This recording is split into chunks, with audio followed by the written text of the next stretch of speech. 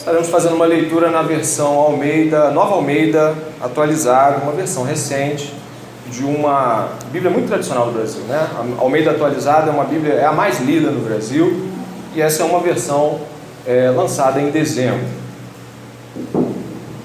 Acompanhe, por favor. Justificados, pois, mediante a fé, temos paz com Deus, por meio de nosso Senhor Jesus Cristo, pelo qual obtivemos também acesso pela fé a esta graça na qual estamos firmes e nos gloriamos na esperança da glória de Deus. E não somente isto, mas também nos gloriamos nas tribulações, sabendo que a tribulação produz perseverança, a perseverança produz experiência, e a experiência produz esperança. Ora, a esperança não nos deixa decepcionados, porque o amor de Deus é derramado em nosso coração pelo Espírito Santo que nos foi dado. Porque Cristo, quando nós ainda éramos fracos, morreu a seu tempo pelos ímpios. Dificilmente alguém morreria por um justo. Talvez por uma pessoa boa, alguém talvez tenha coragem para morrer. Mas Deus prova o seu amor para conosco pelo fato de Cristo ter morrido por nós quando ainda éramos pecadores. Logo, muito mais agora, sendo justificados pelo seu sangue, seremos por ele salvos da ira.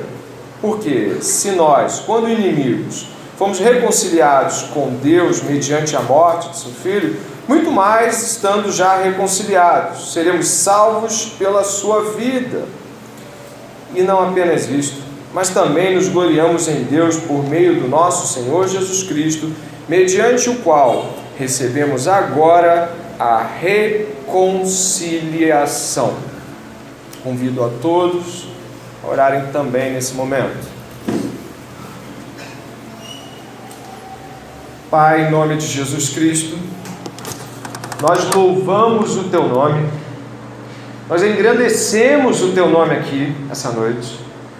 Nós louvamos a obra magnífica de Jesus Cristo, que morreu pelos pecadores na cruz. E hoje, Senhor, tendo a oportunidade de rememoriar no dia do Senhor, o dia de domingo, mais uma vez nos lembrarmos dessa morte, desse sacrifício, avive em nós, Senhor, um coração que possa responder ao Evangelho. Crie em nós, ó Deus, um coração puro, um coração disposto a obedecê-lo. Nós aqui cantamos, Pai, essa noite, os mistérios insondáveis de Deus. Senhor, nós essa noite cantamos que queremos que um rio flua aqui, de águas limpas, águas vivas, que brotam do trono de Deus. Nós te pedimos que o Espírito Santo inunde os nossos corações com o amor de Deus, que nos avive, que nos dê esperança. Nós todos somos como imundo e as nossas justiças são como trapos de imundícia. Essa não é uma noite onde pessoas dizem que podem entender. É uma noite onde pecadores dizem: Jesus, filho de Davi, tenha compaixão de mim. Senhor, quebranta o nosso coração e torna-nos capazes de entender a mensagem do Evangelho. Abre o coração daquele mais duro, daquela pessoa que veio endurecida, de uma semana difícil. Abre o coração daquele que não te conhece. Que o nome de Jesus, ao término desse encontro, desse culto a Deus, o nome de Jesus saia ainda maior no coração de cada um aqui, para que a glória de Deus seja manifesta em nosso meio. Em nome de Jesus, amém e amém. Novamente uma boa noite a todos. Nós estamos iniciando hoje uma nova série de sermãos, dessa vez apontando para a Reforma Protestante. Nós estamos comemorando 501 anos de Reforma Protestante. Nós aqui somos uma igreja protestante, ou seja, nós somos daqueles que herdaram o legado dos protestantes, como Lutero, Calvino, Zwingli, Melanchthon, Martin Bucer, John Knox. A gente podia falar tanta gente aqui. Nós somos herança deles em termos de legado espiritual. E é muito importante ressaltar que temos infelizmente, não somente o mau hábito, mas o pecado de nos esquecermos de coisas grandes que Deus fez. Por isso mesmo, ao longo da caminhada do povo de Israel, Deus pedia que memoriais fossem erigidos. Josué colocou pedras para se lembrar da passagem do Jordão. Nós aqui levantamos algumas pedras essa noite para lembrar a grandeza da obra de Deus na vida desses homens que chegaram até nós através de mudanças incríveis dentro do seio da igreja há 501 anos atrás. E hoje nós não estamos aqui, certamente, celebrando a vida de um homem ou de outro homem, mas celebrando a graça, como a irmã falou, a graça e a misericórdia de Deus em homens tão pequenos. E nós estamos aqui iniciando esses 4 encontros do mês de outubro e celebrando o mês da Reforma Protestante. Amém? Isso é importante para que você possa entender também os próximos encontros que teremos com a Palavra de Deus. Hoje nós estamos sobre um texto lindíssimo de um livro conhecido, talvez um dos livros mais lidos das Escrituras, o livro de Romanos.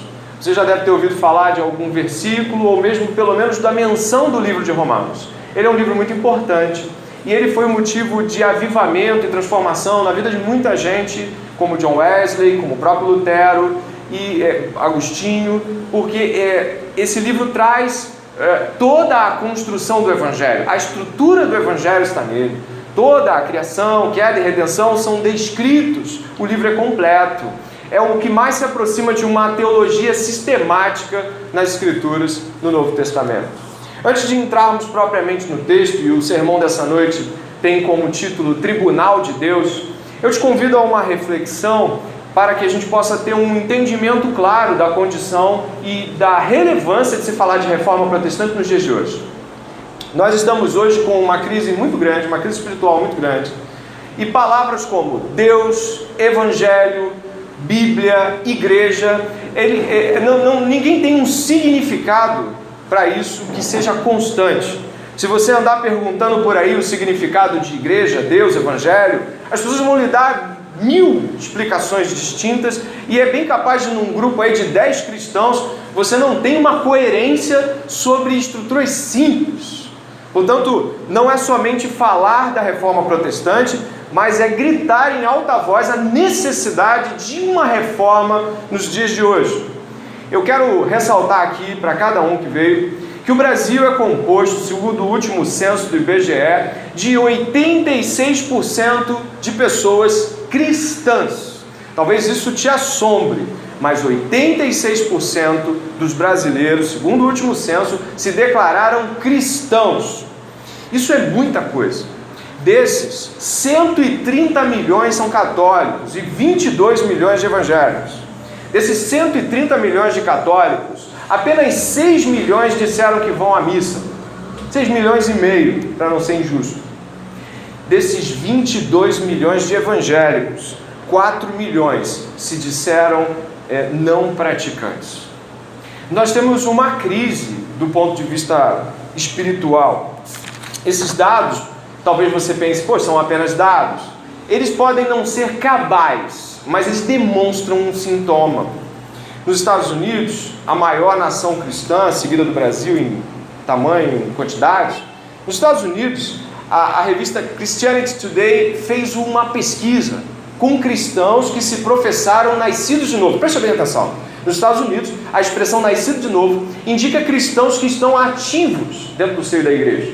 Essa entrevista, feita por um instituto chamado Cultura e Fé, e você encontra na edição de 29 de março da revista, 29 de março de 2017, você encontra a dificuldade de, nos Estados Unidos, também haver uma coerência com relação ao que é o cristianismo. Para você ter uma ideia, apenas 10% das pessoas que foram entrevistadas, dentre as milhares que foram entrevistadas, afirmava aplicar uma visão bíblica de mundo em suas vidas. Foram 20 perguntas para cada um desses cristãos, e 60% afirmava categoricamente que era salvo por Jesus Cristo e pelo que fazia. Eram cristãos protestantes afirmando de que a salvação deles era obtida por meio de obras e de coisas que eles faziam, coisas boas. Talvez o grito maior que eu vi nessa pesquisa e depois eu posso dar mais dados, caso você queira pessoalmente, são de que 77% das pessoas afirmou categoricamente de que existem pessoas boas. A despeito do pecado original, 77% das pessoas afirmam que nascem pessoas boas. E todas elas disseram que acreditam na Bíblia, em Jesus Cristo, e são cristãos. Talvez isso já nos dê o panorama da necessidade de se falar de reforma espiritual, de avivamento espiritual em nosso meio. Mas só existe uma explicação que possa ser coerente. Só existe uma explicação que possa, ao mesmo tempo que eu estou lhe dando esses dados, ela possa dizer o porquê disso. Apesar de tantos cristãos, e o contraste é corrupção e libertinagem no nosso meio, o Brasil é um país corrupto. O Brasil é um país libertino nas suas práticas de relação pública, relação privada e tudo mais. Só tem uma explicação.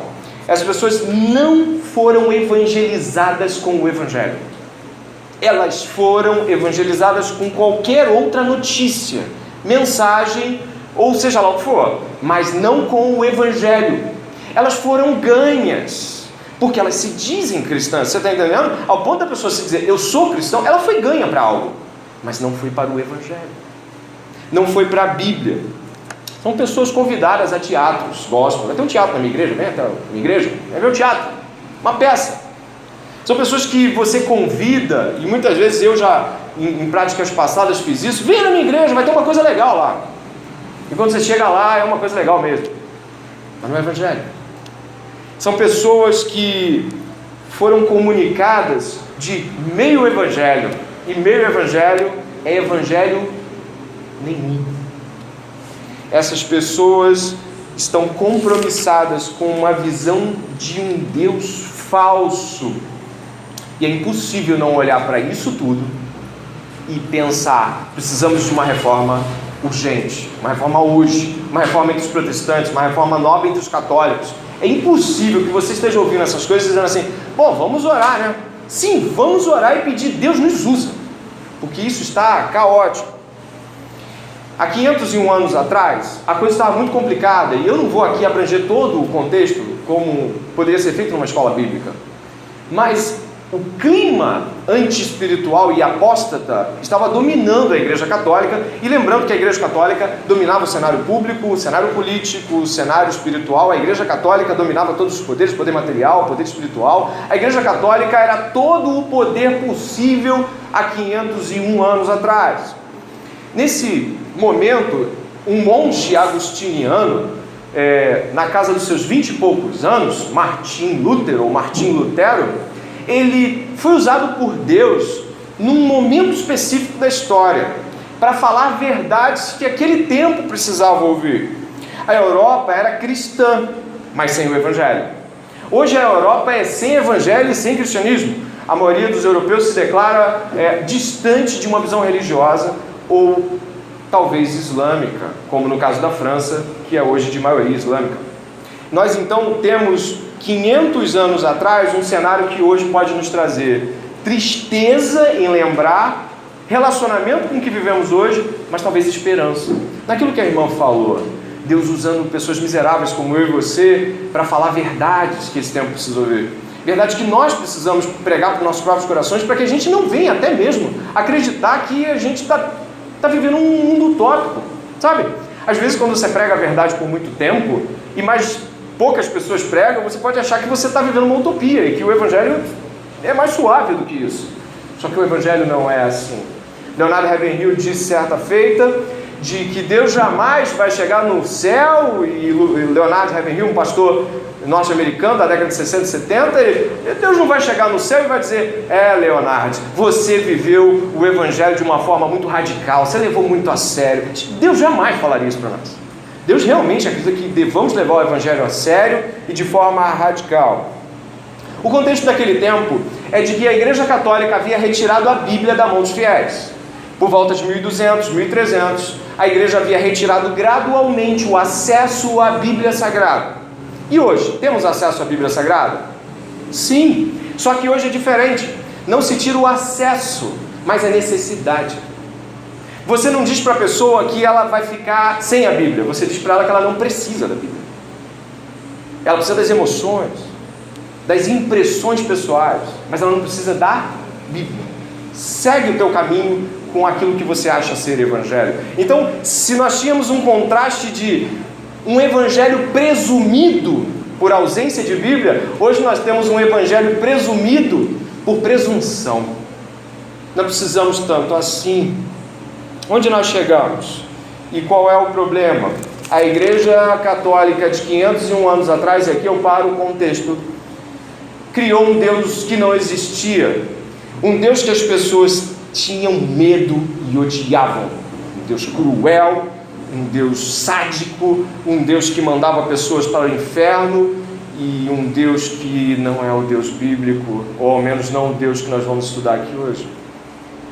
E não significa que não cremos no inferno, mas nós vamos deixar claro aqui que a Bíblia, quando fala de Deus, e o fala muito bem, fala de um Deus amoroso e fala de um julgamento, fala de bondade e de justiça, fala de amor e correção. Então nós não estamos falando de um Deus apenas de amor ou apenas de inferno, mas um Deus onde todas as coisas estão comportadas de forma perfeita. Portanto, as fantasias, as heresias e as mentiras da igreja naquele período transformaram essas pessoas em pseudo-cristãos, cristãos nominais. O tema de hoje é o juízo de Deus, o tribunal de Deus, e eu peço que você use um texto que vai estar distante, e é apenas o único momento talvez que eu vá lhe pedir que vá em outro lugar. 2 Coríntios capítulo 5, verso 10.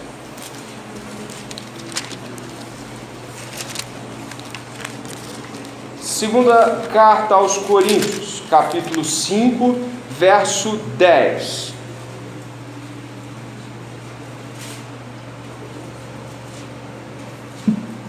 De tantas coisas que nós poderíamos ressaltar hoje da reforma, escolher o tribunal de Deus vai nos fazer pensar em muitas coisas, inclusive na justificação.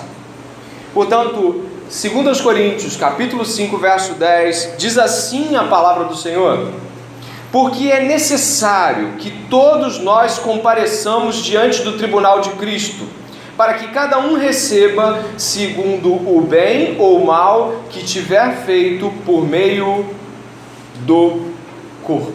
Você já deve ter lido esse versículo. Todos nós, fica claro aqui, que um dia Deus há de manifestar a sua glória em um dia grandioso, onde cada homem e cada mulher, cada pessoa que passou por essa terra comparecerá diante de Deus. O tribunal de Deus será para todos nós. Paulo diz que cada um de nós vai comparecer.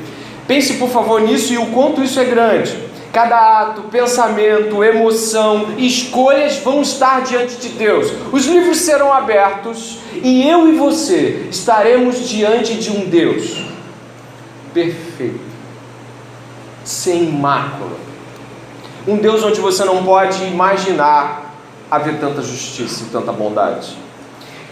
Naquele tempo, os homens da medieva estavam acostumados à Igreja Católica queimar, punir e até torturar pessoas que eram contra a igreja. Eles colocavam as pessoas em praça pública, e homens, por exemplo, como John Hus, foram queimados em praça pública. As pessoas, quando ouviam falar de tribunal naquele tempo, elas tremiam. Elas sabiam que era o tribunal da Inquisição, elas sabiam que era a Igreja Católica pegar alguém e acabar com ela na frente de todo mundo, e a igreja chamava todos para a praça, então havia fogueira, e a pessoa gemia até a morte, e eles eram convocados a assistir aquilo. O que eu quero dizer? Eles estavam mais amedrontados quando lhes falavam que eles compareceriam diante do tribunal de Deus.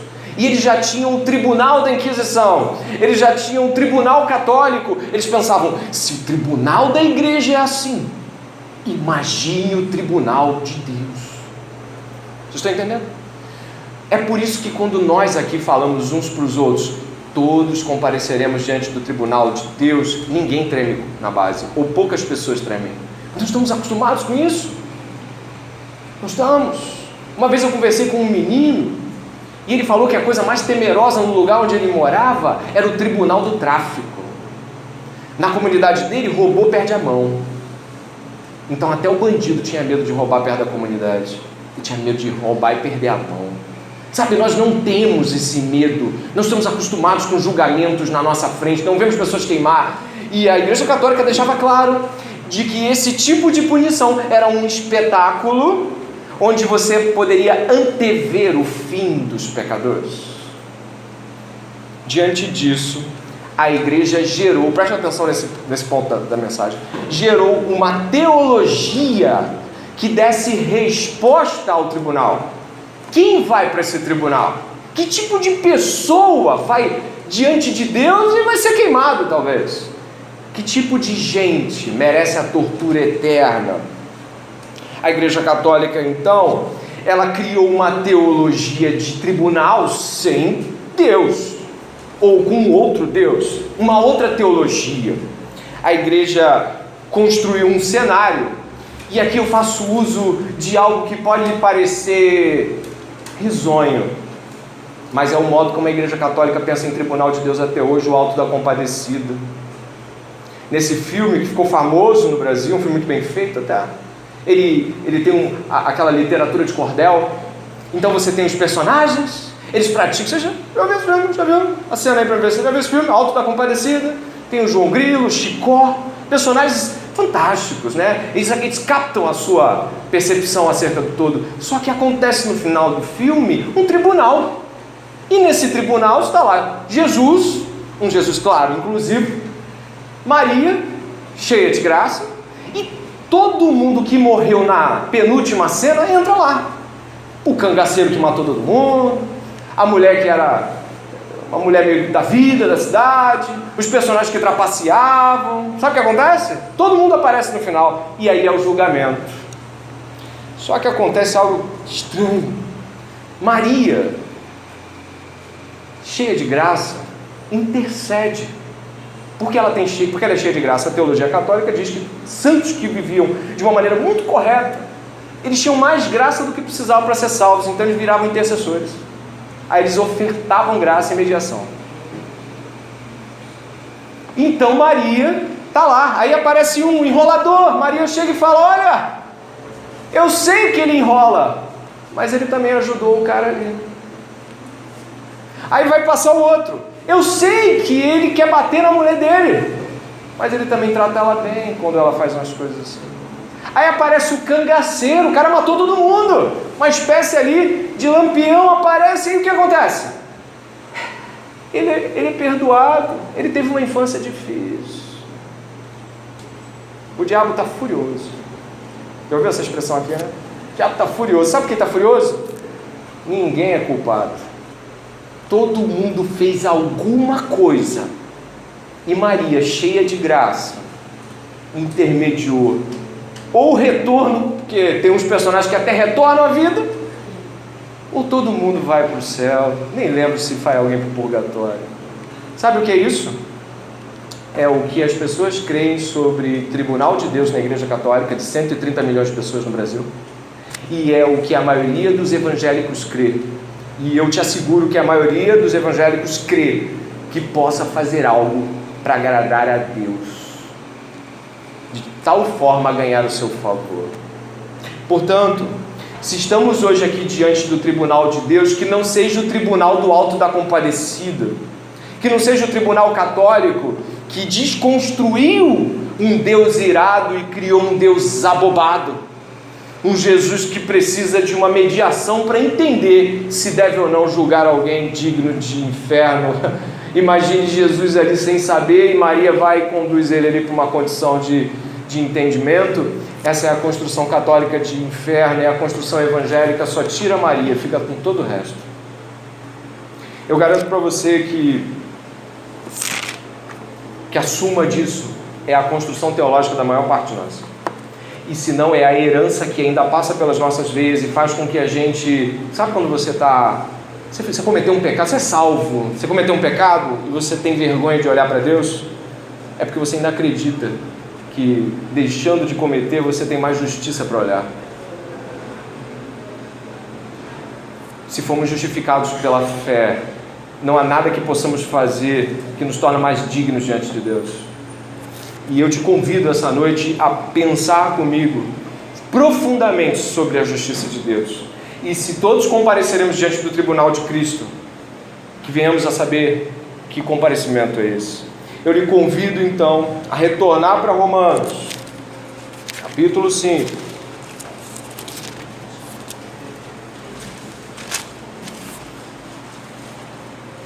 Mas como é que Lutero vivia? Ele era católico, ele era um monge católico. Era assim, presta atenção, você é batizado, ouve isso, você é batizado, e a teologia católica vai afirmar categoricamente de que você é batizado, Catecismo Católico, capítulo 3, e você é retirado do pecado original. Você conhece essa história? O pecado original é retirado. E o que fica em você depois do batismo, que é feito em criança, para garantir que você vai ser católico? Ele é colocado em você apenas as culpas que você vai continuando a fazer, porque aquelas culpas já foram.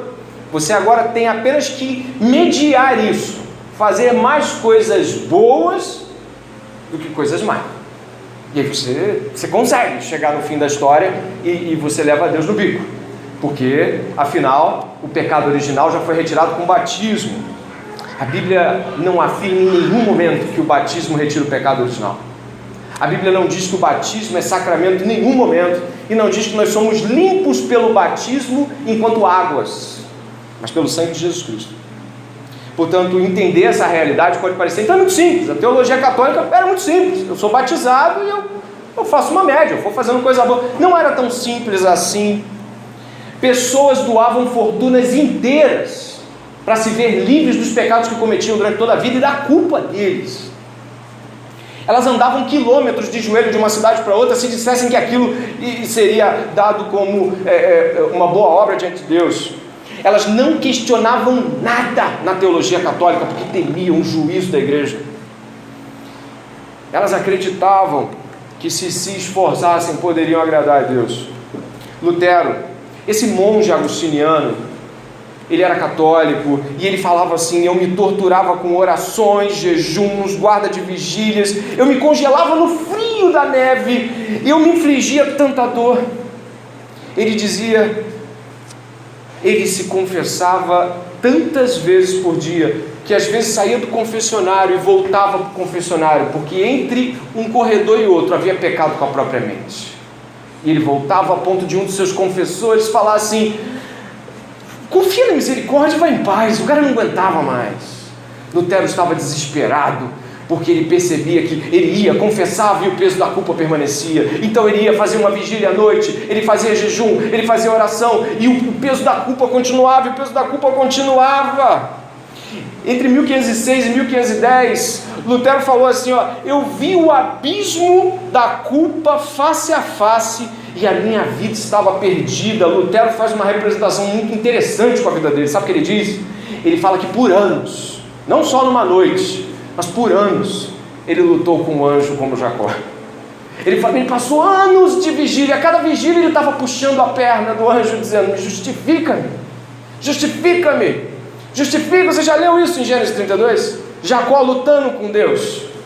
Justifica-me. Por 10 anos, Lutero, justifica-me. Olha a minha vigília, aceita a minha vigília, aceita esse jejum, eu estou te dando esse jejum. Por que a culpa não sai? Até que um dia, glória a Deus por isso, ele leu em Jeremias 23, 29, que a palavra de Deus é como um martelo que esmiuça a penha. Ele leu o Salmo 31, verso 10, onde diz assim: a minha força desfaleceu por causa da minha iniquidade, e os meus ossos se consomem. Sabe o que Lutero percebeu, e que talvez muitos de nós não percebamos? É de que não havia como alcançar a justiça. Preste atenção, não havia como alcançar a justiça. Eu me lembro enquanto criança, eu tentava pular na sala da minha casa e alcançar a luz, e eu nunca conseguia, porque eu tinha uns 8 anos, eu pulava, e eu me esticava, até que um dia eu estiquei, e eu falei: puxa, eu não consigo alcançar. Lutero pulava para alcançar a justiça, e a justiça não estava lá. Você está entendendo o que eu quero dizer? Não é possível agradar a Deus, não com o que eu posso fazer. Os monges diziam, sabe o que? quando ele ia para o quarto dele, ele começava a gritar: sai, diabo! Sai, diabo! Você não quer que Deus me justifique? E os monges diziam: lá vai ele para aquele banho com o diabo. Você não quer que eu seja limpo? Ele gritava por 10 anos, até que seu discipulador, os Tops, ele falou assim: olha, eu vou te mandar para um lugar para você, lá você vai ter contato com o Novo Testamento. Vocês vão falar dele? Então ele foi para Wittenberg, ele foi estudar a Bíblia, e ele descobriu algo terrível, grandioso. Ele descobriu isso que você leu. Verso 1: justificados, pois, mediante a fé, leia aí, temos paz com Deus, glorifique a Deus por isso. Por meio de quem? Das obras, da vigília, do jejum, por meio de quem? Quem te dá isso? É às vezes que tu vai à igreja? É o dinheiro que tu dá de dízimo? Vê se isso aqui. Quem justifica é Jesus Cristo.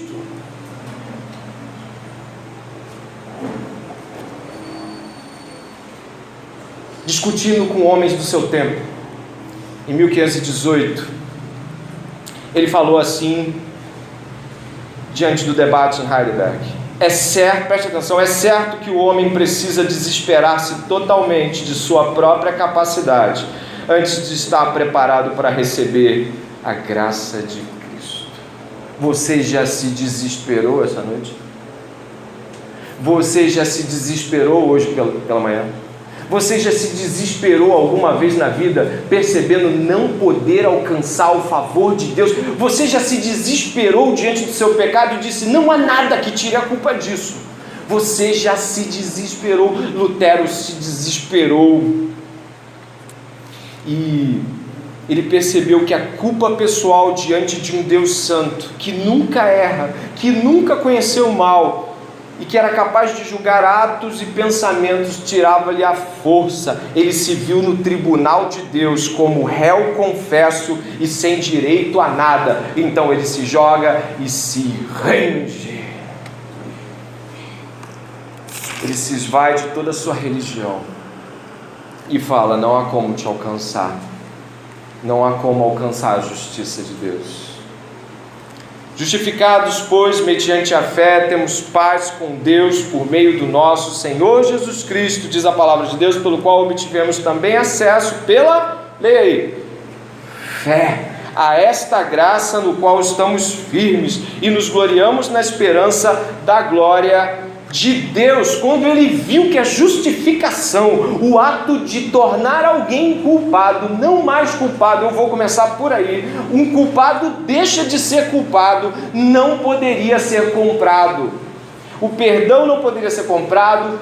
Ele, mesmo que ele se humilhasse, passasse vergonha, gastasse dinheiro, tempo e se afligisse, ele não conseguiria fazer com que Deus lhe amasse mais ou menos, ou mesmo lhe perdoasse. Ele precisava reconhecer a própria miséria. Nesse momento aqui, a gente percebe que a maior obra de fé é crer na obra da cruz. Repito, a maior obra é crer na obra de Jesus Cristo. O maior ato que você e eu podemos cometer, e que nem mesmo pode nos ser colocado como algo nosso, é crer na obra da cruz. Não é possível produzir perdão, não é possível produzir humilhação, é preciso crer na humilhação de Jesus Cristo. Nenhuma oração longa de 5 dias vai poder fazer isso. Lutero disse que passava às vezes 3 dias sem comer e beber, sem um pingo d'água. Ele desfalecia, ele disse: se tem um monge que merecia a salvação, porque fez, sou eu. Mas ainda assim não era possível. Estamos essa noite à mercê, estamos totalmente desarmados diante de um Deus todo-poderoso. Você não tem nada que possa fazê-lo convencer que você merece um pontinho do seu amor essa noite. Nessa disputa em Heidelberg, havia muita gente lá, e gente famosa, como Martin Butzer. E sabe o que aconteceu? Lutero proferiu a última frase dele. Eu acho que é a frase mais bonita. Eu queria que essa frase pudesse alcançar o seu coração essa noite. A frase é a seguinte: o amor de Deus não encontra, mas cria aquilo que é de seu agrado. O amor de Deus não encontra nada em nós, mas cria em nós aquilo que Ele vai amar. Isso é maravilhoso. Isso quer dizer que não temos nada a oferecer, e de que o fato de sermos ou não cristãos, e se somos cristãos, é porque Deus criou em nós algo a qual pudesse amar. Tira de nós todo o mérito, tira de nós toda a força. E se eu me debulhar em lágrimas, irmão? E se eu me jogar aos pés aqui? Se eu chorar até de noite? Se eu ficar no prédio chorando e me penalizando? Deus cria em nós aquilo que Ele quer amar. Na justificação não é o homem que dá algo a Deus, é Deus que faz algo a qual recebe. Deus faz algo em mim, Deus faz algo em você e recebe de volta. O que acontece? Deus cria um novo homem, que é capaz de amá-lo e onde seu amor repousa em paz. Pense nisso, Ele derrama sobre esse homem o sangue de seu Filho, que limpa totalmente da culpa e do domínio do pecado. Deus então passa a morar nesse homem. Eu quero pensar que o primeiro ato justificatório maravilhoso, depois da paz citada pela irmã, desse momento onde eu já não sou mais inimigo, é que Deus derrama seu sangue em nós. Nós não somos mais aqueles quem éramos, e Deus então habita em nós, e por habitar em nós com o Espírito de Cristo, Ele nos pode amar. Pense nisso, por favor. Deus ama você, porque o Espírito do Filho dele está sobre você.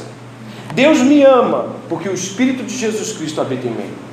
Deus me ama pelo seu Filho. Paz com Deus não é apenas a ausência da guerra, mas é a proximidade. Na palavra grega quer dizer harmonia, quer dizer que essas pessoas se encontraram, quer dizer que agora elas andam juntas.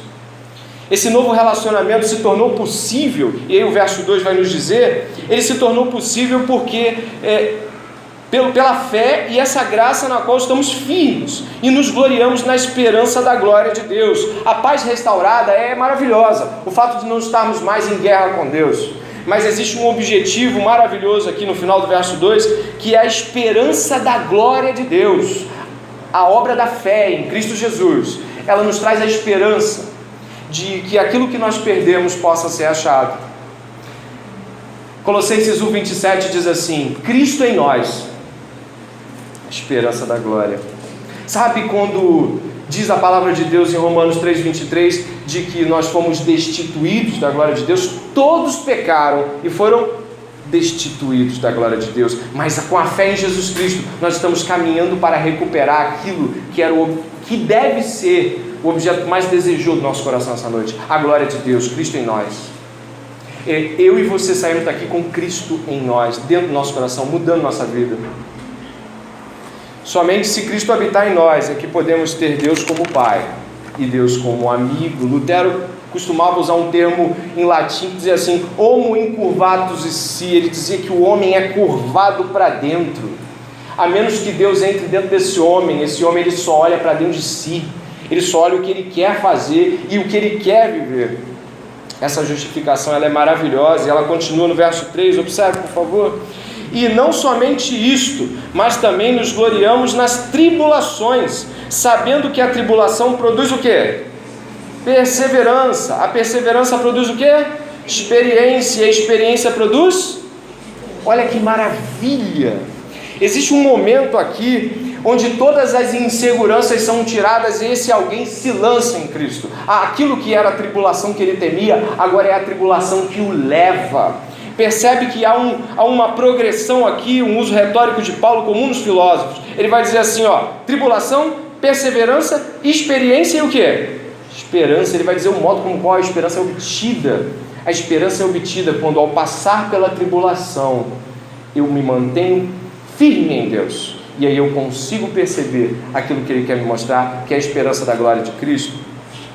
O verso seguinte, se você perceber aí também, verso 5, ora, a esperança não nos deixa decepcionado, porque o amor de Deus é derramado em nosso coração pelo Espírito Santo que nos foi dado. Nesse momento aqui nós conseguimos ver a teologia paulina com muita clareza. Eu acho que você também pode perceber. Ele começa com fé, ele media com a esperança e ele termina com amor. Mais uma vez Paulo faz uso do seu modo de ver as Escrituras. Ele fala que somos justificados pela fé, que nos gloriamos na esperança, e olha o final aí do verso 5, porque o amor de Deus é derramado em nosso coração pelo Espírito Santo que nos foi dado. Fé, esperança e amor. 1 Coríntios 13, você já deve ter lido isso, de que no fim de todas as coisas o que resta é fé, esperança e amor. E quem permanece? O amor. Paulo não foge à sua teologia aqui, muito pelo contrário, ele nos mostra de que a fé, como diria Chesterton, que acredita no inacreditável, a esperança que não desiste por nada, e o amor que perdoa o imperdoável, são as marcas do Evangelho. Essa noite eu te conclamo a pensar se a fé que tu tem em Jesus Cristo é uma fé de que tu não tem mérito, é uma esperança de que a única coisa que tu pode ter é Jesus, e de que o amor de Deus é a única coisa que nos resta, tanto aqui quanto do outro lado da eternidade. Nesse momento a justificação, então, ela derrama mais coisas sobre nós, e aí você pode olhar que o verso 6, do verso 6 até o verso 9, Paulo nos vai levar a uma compreensão do quão valoroso é o amor e a morte de Cristo por nós. Paulo vai dizer que todas essas coisas que nós estamos estudando aqui, a fé, a esperança, o amor, elas têm como objetivo nos fazer constranger-se e valorizar a obra de Cristo. Nesse momento aqui, diz assim a palavra do Senhor: porque Cristo, quando nós ainda éramos fracos, morreu ao seu tempo pelos ímpios. Dificilmente alguém morreria por um justo, embora por uma pessoa boa, alguém talvez tenha coragem para morrer, mas Deus prova o seu amor para conosco pelo fato de Cristo ter morrido por nós, quando nós ainda éramos pecadores. Aqui eu te chamo a atenção para algo que muitas vezes passa batido em nós. O que Deus fez? Ele morreu por ímpios. Repare que a palavra no verso 6 é ímpios. Sabe o que significa ímpio? Sem piedade. Deus morreu por pessoas impiedosas, pessoas que não têm uma pontinha assim de bondade no coração. Deus morreu por pessoas violentas, assassinas, mentirosas e traidoras. Nós. Deus morreu por nós quando ainda estávamos em tal condição, se é que ainda não estamos contra Deus essa noite. E quando Ele morre, Ele faz um espetáculo. Não sei se você já leu Isaías 53:10, quando diz que o próprio Deus moeu seu Filho. Isso é terrível. A morte de Cristo foi um espetáculo. Eu quero que você pense de que Deus não escolheu pegar o seu Filho apenas e matá-lo com uma flecha. Uma flecha passou por Jesus e matou. Pronto, Jesus morreu por nós. Já era grandioso. Jesus morreu por nós. Mas Deus pega o seu Filho e o conduz, presta atenção, a um espetáculo, a uma cena. Ele leva Jesus. Jesus é traído, preso, envergonhado, espancado, julgado injustamente, publicamente, vexaminosamente leva a sua cruz, é crucificado, abandonado pelos seus, tudo isso publicamente. Quem é que mói Jesus? O Pai. Isso escandaliza a raça humana. Você e eu costumamos dizer que quem matou Jesus foram os fariseus, mas a Bíblia não diz isso. A Bíblia diz que o Pai matou o Filho no lugar da raça humana perdida, no lugar de cada um aqui que crê em Jesus. Isso é um problema muito sério, porque se num primeiro momento eu fico, oh, glória a Deus, maravilha, e se eu não tenho Jesus, o que Deus estava explicando ali esse é o cenário que você vai ver, só que tira ele, é você quem vai estar lá no final se você não se converter. O que eu fiz com meu filho foi salvá-los ali, mas os rebeldes, os que permanecerem contra a mim e a meu filho, eles vão estar vendo um cenário que eles vão cumprir lá na frente. Isso é muito sério, porque Deus nos coloca duas direções aqui: um espetáculo de morte que apresenta o sacrifício de Jesus por nós, e um espetáculo de morte que aponta para o futuro. E eu sempre penso comigo, se Deus fez assim com seu Filho, o que não fará com os rebeldes? Isaías 53 me deixa com medo, porque a palavra diz assim: ao Pai agradou moê-lo, fazendo enfermar. O Pai não virou o rosto e bateu no Filho. O Pai colocou sua mão naquela morte, não somente viu, mas prova aquela morte. Isso nos escandaliza. E talvez seja por isso que quando o apóstolo Paulo chama aqui o verso 8 ao nosso conhecimento, mas Deus prova o seu próprio amor para conosco, pelo fato de Cristo ter morrido por nós quando ainda éramos pecadores. E quem Deus permite instrumentalizar a morte? Os homens, para expor a cada um de nós como somos maus. Sabe Jesus que nos quer salvar? Sabe o Jesus que te salvou? Nós o matamos. Ao Pai agradou moê-lo. Nós nos agradamos em moê-lo. Só que ele morreu por nós. Esse é um desafio essa noite. Eu consegui entender que a prova do amor de Deus também é o cenário que vai se repetir lá na frente. Eu não quero estar entre aqueles que receberão o juízo de Deus. Eu rogo a Deus essa noite para que eu abra mão de qualquer justiça diante de vocês e que você abra mão de qualquer justiça diante de Deus. Porque nós estamos aqui essa noite como pedintes. Antes de morrer, Lutero está deitado no seu leito, já com a doença a qual havia de morrer. Ele pega um pequeno papel e ele escreve assim: somos mendigos, apenas mendigos diante de Deus, mendigos. Se você guarda algum senso de justiça própria, tema essa noite. Terminando, diz assim, vamos ao verso 11: e não apenas isso, nós também nos gloriamos em Deus por meio do nosso Senhor Jesus Cristo, mediante ao qual recebemos agora a reconciliação. Eu lhe pergunto, se Deus prova o seu amor por nós, matando o seu Filho na cruz pelos pecadores, o que pode nos separar do amor de Deus? Eu quero que tu pense, se Deus fez aquilo para nos salvar, o que pode separar-nos do amor de Deus? Medo, angústia, tribulação, morte, fome, nudez, espada, perigos, desemprego. Nada nos separa do amor de Deus que está em Cristo Jesus. Sabe, isso é uma segurança essa noite para o seu coração. Se tu é salvo em Jesus Cristo, eu queria clamar ao seu coração, eu faço um apelo ao seu coração essa noite. E eu faço um apelo grandioso para que você possa olhar para mim e falar: esse cara está falando comigo. Preste atenção, nada te separa do amor de Deus que é em Cristo Jesus. O Deus que matou o seu próprio Filho para te salvar. O que tu acha que pode ser mais forte que isso essa noite? O que tu acha que pode ser mais poderoso?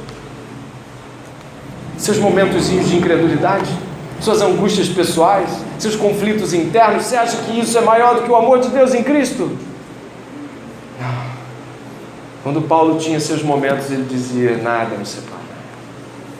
Nada. O brado dele, que você pode ver em Romanos capítulo 8, dá uma olhada aí. Romanos capítulo 8, tão pertinho, vale a pena. Romanos capítulo 8. Sabe o que diz Romanos capítulo 8, verso 31? É um assumir de entendimento da justificação. A justificação, ela te perdoa. A justificação, ela te imputa. O sangue de, sabe o que é imputar? É colocar judicialmente. É colocar lá dentro de você. Você imagine que Jesus Cristo faz algo incrível nessa troca. Sabe o que você dá para ele? Pecados. Toma, pecados. E sabe o que ele dá para você? Salvação eterna, os méritos da vitória na cruz, a sabedoria de Deus. A imputação implica de que a paciência, a bondade, a justiça, o amor, a mansidão de Jesus Cristo, a sabedoria de Jesus vem sobre os crentes. Ele fica com nossos pecados e Ele nos dá todas as coisas. Isso é grandioso e maravilhoso.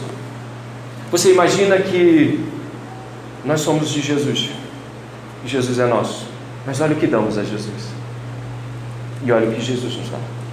Diz assim, para terminarmos, Romanos capítulo 8, verso 31: que diremos então à vista dessas coisas? Eu clamo ao seu coração, leia isso como a promessa para a tua vida. Se Deus é por nós, quem será contra nós? Aquele que não poupou o seu próprio Filho, mas por todos nós o entregou, será que não nos dará graciosamente com Ele todas as coisas?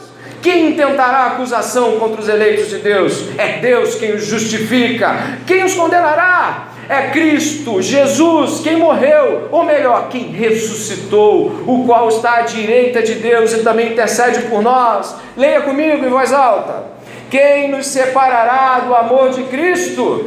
Será a tribulação, ou a angústia, ou a perseguição, ou a fome, ou a nudez, ou o perigo, ou a espada?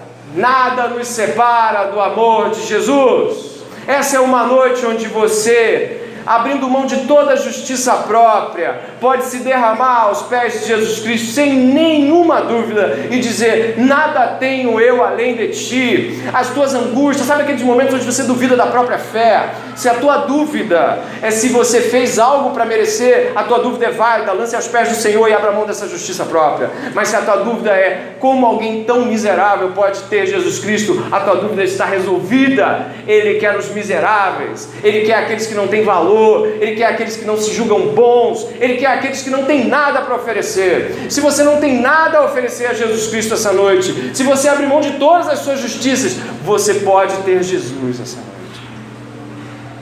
E eu clamo ao seu coração para que você se renda nessa batalha que tem travado com Deus. Quem abre mão da justiça própria vê uma vida com outro olhar.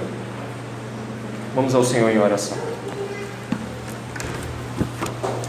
Pai, em nome de Jesus, não temos nada a te oferecer essa noite, apenas os nossos pecados, apenas cada um desses miseráveis pecados que cometemos.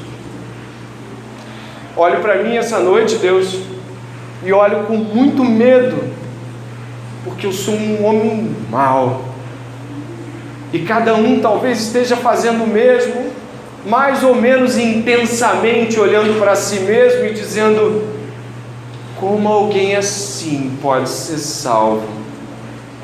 Essa noite, Senhor, somos todos mendigos, todos pedintes, diante de um Deus que toda a graça, de toda a glória, de toda a misericórdia. Senhor, salva-nos. Salva-nos. Muitas vezes nós nos vemos como o irmão Lutero se viu, Senhor, olhando para os lados e dizendo: ele não vai querer alguém assim, eu não sou o cristão perfeito, eu sou o pior deles, eu sou o pior pecador. Se o Senhor soubesse, Deus sabe, e por saber, essa noite envia seu Espírito derramando amor. Pai, tem misericórdia de nós essa noite. Tem misericórdia de nossas justiças próprias, de nosso jeito de pensar na vida, achando que Deus usa grandes homens, mas Deus usa homens miseráveis, mulheres que não têm nenhum valor, homens e mulheres que o mundo não deseja, que despreza. Essa é a noite dos desprezados, onde um Deus bom cria neles algo para amar. Senhor, cria em mim um coração que o Senhor possa amar. Tem misericórdia de nós e transforma o nosso coração duro, frio e achando que de alguma forma tinha que fazer para merecer. Perdoa-nos e justifica-nos pelo sangue de Jesus Cristo, o sangue do justo. No nome dele oramos. Amém. Amém, amém. Que o Espírito de Jesus esteja no seu coração essa noite. Que você possa nele tomar posse daquilo que é dele, mas que ele deseja dar aos miseráveis, aos que não têm nenhum valor. Que tu possa não achar nenhum mérito em você essa noite. Amém? Você está convidado a estar conosco ali, lanchando, comendo. Não vai embora, não saia correndo. Após a oração final, fica um pouco mais, se dê a conhecer, converse um pouco conosco, fale um pouco do que Deus falou. Temos por hábito perguntar: e aí, o que Deus falou para você? Não estranhe se fizermos essa pergunta. Deus falou comigo, mesmo enquanto pecador e pregador, e eu acredito que falou com você também. Então, que a gente possa dividir isso entre nós. A gente vai orar mais uma vez. Se você estiver interessado em saber um pouco mais sobre a igreja, pergunte. Tem irmãos aqui que certamente, ao te abordar, você pode fazer perguntas a eles: como funcionamos, quem somos, o que pensamos. São todos bem-vindos. Que Deus possa fazer essa semana uma grande obra de justificação, onde o sangue de Jesus vai tirar de você toda a justiça própria, todo o engano do diabo. Amém? Vamos orar mais uma vez. Pai, obrigado pela tua grande obra em nossas vidas. Obrigado porque Jesus Cristo, o justo, essa noite fala aos nossos corações, nos intimando a largarmos nossas próprias maneiras de ver o mundo, nossa justiça própria, e nos salvando. Eu peço que o Senhor salve pessoas essa noite, pessoas que acreditam que possam viver a vida do seu próprio modo. Eu peço que o Senhor salve essas pessoas e que elas possam se quebrantar essa noite, se humilhar, perder todas as garantias no que tinham feito, toda a religião pessoal, e dizer: Deus, salva-me, senão não tem ninguém para me salvar. Que essa seja uma noite onde nossos corações se dobrem ante a majestade de Deus e a grandeza de um Deus inalcançável, mas um Deus que se permite revelar. Obrigado, Jesus. Sua obra na cruz foi de extremo valor, jamais conseguiremos pagar por ela. Nós apenas podemos agradecer, nos render e testemunhar da tua obra para outros. Obrigado, louvamos o teu nome, no nome santo e precioso de Jesus Cristo. Amém e amém. Uma boa noite.